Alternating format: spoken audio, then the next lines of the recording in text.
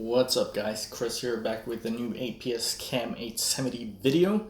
Today we are going to be reassembling the trigger group pack. So this is the stripped trigger group housing, and this is my parts tray with everything in it.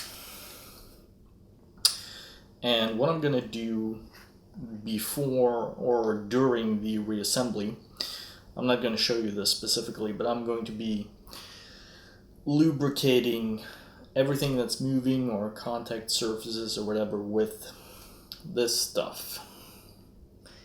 AEG Teflon grease for AEG gearboxes, which I find is very good lubrication. So basically, right here, for example, the insides of these, trying to get some in here. You know, basically anything that moves or interfaces with another surface is going to get lubricated. So I'll go ahead and get that started, and I'll come back when it's time to put it together. Alright, I'm back and I've lubricated everything as far as I know. So let's get started. First up, trigger housing. Let's move this out of the way so it doesn't steal my focus. We're going to start by putting in the spring here at the front. Just this piece. And it simply goes on this end, not in the actual hole, but on the, god damn it, on the edge. And it seats like that. Okay. Next, we're going to be putting in the action locking bar or disconnector, whatever you want to call it. And that simply slips in this slot. You gotta make sure this arm comes over here and drops in like this. Now this spring, or the arm of the spring, is supposed to be up here in the front. So we're gonna have to wiggle that around.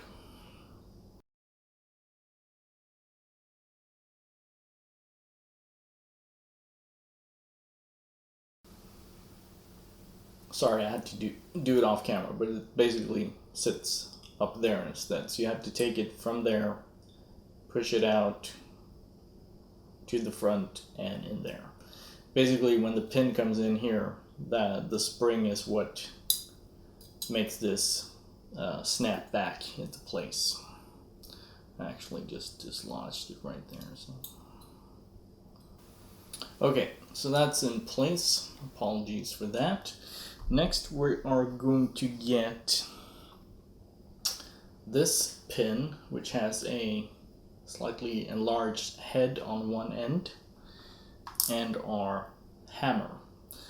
The hammer goes in here, and it's going to be pivoting in this hole.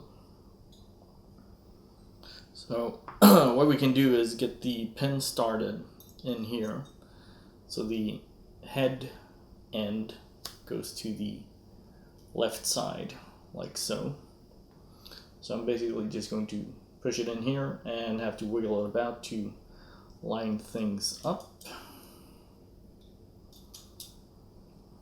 And of course, we don't want to go all the way because we need to get the hammer in place. Push it back,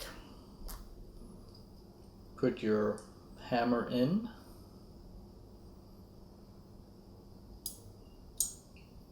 and push the pin through like so.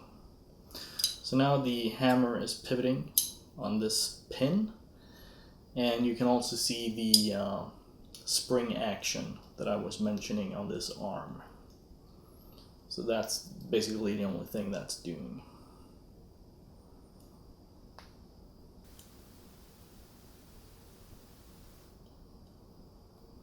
Like that, okay? Next up, we're going to put in the hammer spring and hammer spring plunger, which is this massive beast. And there's a channel right here. It kind of goes like this at an angle. So you take the spring, the plunger. I've lubricated the plunger outside and inside. Put the plunger on the spring and go ahead and keep in mind now that when you push this into place, it's going to be under spring tension. So pushing the action locking bar or disconnector from left to right so that the top of the plunger gets caught under this ledge. Push the hammer spring down and it's going to get caught up like that. Okay? So now the hammer has its spring power. You can see how it interfaces right here as well. So just leave that like so. Make sure you don't wiggle this around too much because then the plunger and spring might go flying. Next up, we are going to prepare the shell lifter pin. You can see it has these two cutouts. In the disassembly video, I only removed one side of the C-clips, but I actually removed both since. So we're going to put one in place now. And let's see here. So the C-clip has a flat edge. That's what goes in the cut. And it simply hooks around like that. So we want to do that on one side only, because obviously we need to push this through.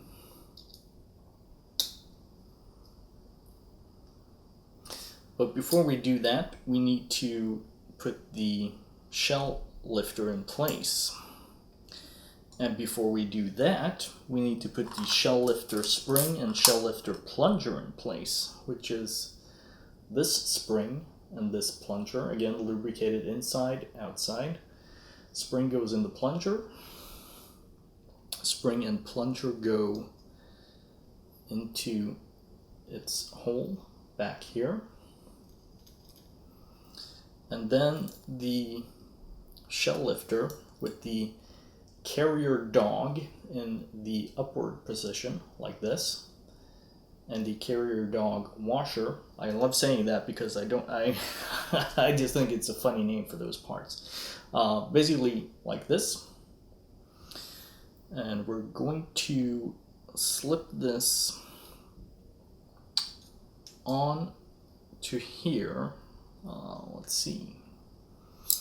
Basically, it's going to end up sitting like this, but the plunger is going to be seated here, and the other side, of course, is going to be in here. So we are going to go under the hammer.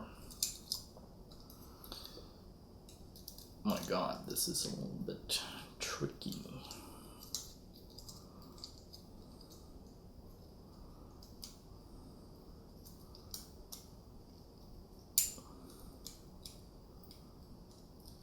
So now we're going to have to start fighting spring tension here. I think I actually got it.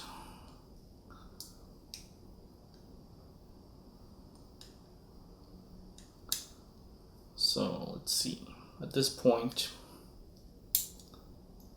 the shell lifter is in place.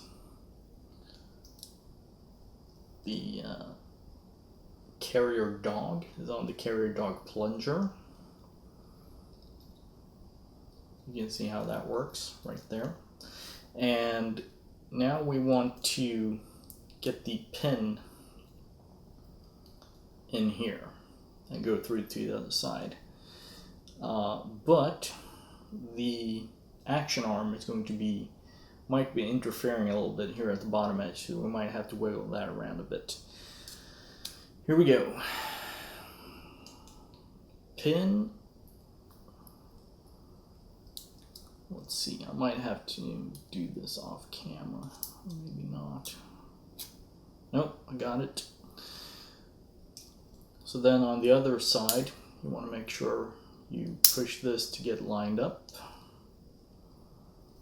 This is super difficult to do smoothly and keeping on camera, but I hope you get the general idea here. Ugh. Okay, so we got the pin in. Shell lifter is in place.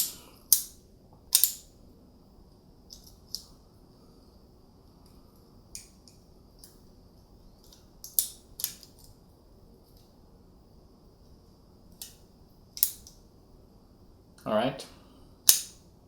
And before something goes flying here, we're gonna have to hammer this pin flush on the left side so that we can access the cutout to install the C-clip on the other side. And this might be a little bit tricky, hopefully not. Alright, sorry about that. It had to be done semi off camera, but you get the idea. We have the C-clip in place. So now everything is nice and secure. We have the carrier dog with the spring action. We have the hammer with the spring action. Be very careful not to drop that on your fingers because it frickin' hurts. We have the action. Alright, someone's mad. We have the action bar spring action, and we have the shell lifter spring action. So everything's looking good so far. Next up, we are going to be installing the Sear, or C-plate as APS calls it. You might notice that I have some extra metal epoxy on here. And as I mentioned in some other video some time ago, that is to give the trigger arm enough pivoting force to push the Sear to release the hammer. The Sear in this orientation, hope you can see it, goes in like this, and there's actually a hole here at the bottom where the base of the Sear is going to be sitting in. So it goes in like this. You can see it peeking out from there. Then we're going to get our tiny stubby Sear pin, which is this piece. Put it in and simply wiggle the Sear in place. So that's the Sear in position. Whew. This is intense, guys. It's been a while since I did this. So before we move on, I don't think I actually took this off in the disassembly video, but again, we have one of these C-clips for the trigger blocking pin. Just gonna slip that on, same as the other ones.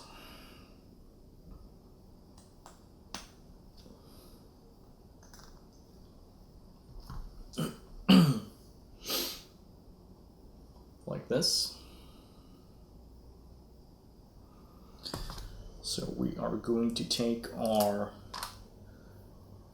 trigger. Let's see, do we want to put the safety in first? I do believe so. Let's do that. Safety. Safety ball bearing. safety spring. Keep in mind that this spring and the spring for the extractor on the bolt are actually very similar, but this is the smaller diameter one, okay? And our safety retaining pin.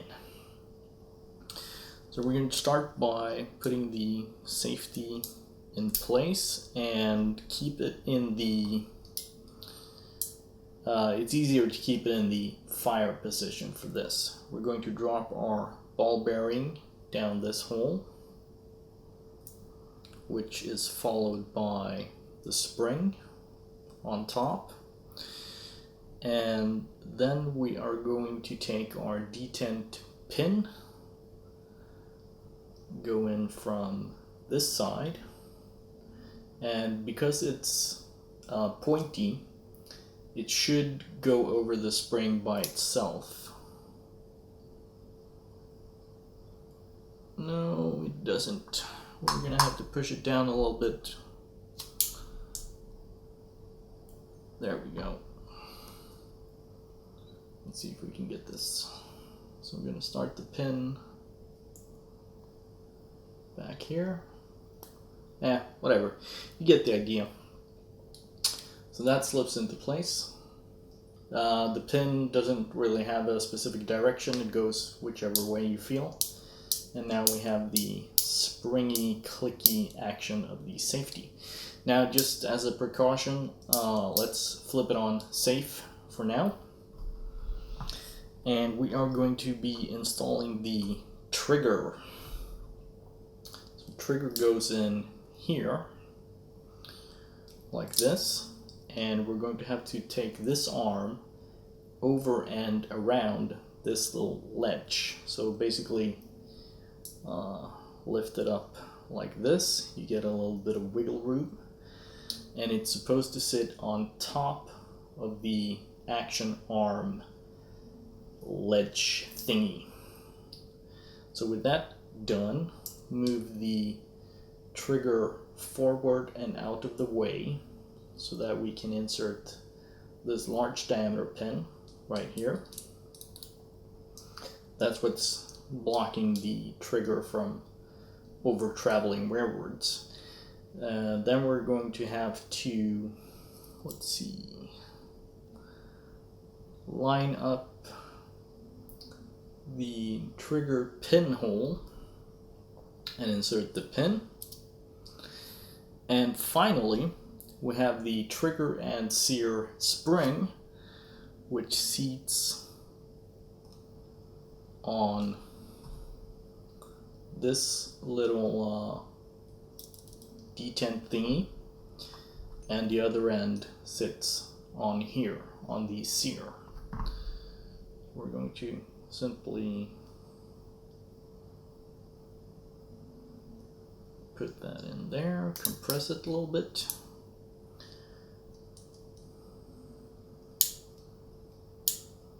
So, now because it's on safe and the hammer is not cocked, not much is happening, so let's go ahead and cock the hammer. You can see here when we do that, that the action arm is going to come down right there. We hook onto the Sear, trigger on safe, take it off, but keep your finger on the hammer, trust me on that. And we can see here, if I push down the hammer a little bit, we can see how it's working. So the Sear is lifting off of the hammer and it goes forward. So safety on, and everything appears to be in working order, which is nice. I always like when that's the end result.